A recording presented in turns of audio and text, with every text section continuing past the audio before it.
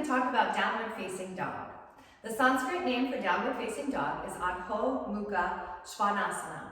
I have the beautiful Hannah with me here today, who's going to go ahead and take downward facing dog so that you have a nice visual of what it looks like. Now, Hannah, go ahead and drop the knees and start from a table pose. This time I want you, as you come up, when you tuck the toes, think of just sending the hips up as high as you possibly can, keeping the knees bent. And then straighten the knees, press down through the heels. As you notice, her heels are not touching the earth. This is very common.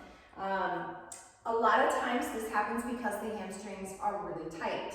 Now, sometimes in certain people's bodies, because we have different skeletal anatomy, the heels will never touch. Doesn't matter how many times or how much you stretch out your hamstrings, your heels may never touch. So this is okay, don't worry. The goal is to create a nice A shape with the body. As you can tell, Hannah has a slight curve here. So Hannah, I'm going to ask that you press into the peace fingers and the thumbs, the index finger, the middle finger, and the thumb. The inner parts of your hands. So proper weight bearing in the hands keeps you from causing injury to the wrists.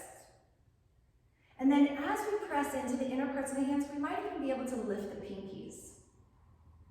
And again, as we press into the hands, we want to press into the hands and kind of pull apart as if we're trying to spread the mat apart with the hands. We've got external rotation in the shoulders and internal rotation in the forearms. Go ahead and press into the hands, look down towards the thighs.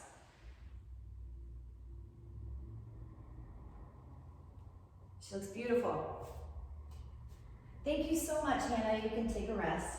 Thank you for joining us and talking with us about downward facing dog.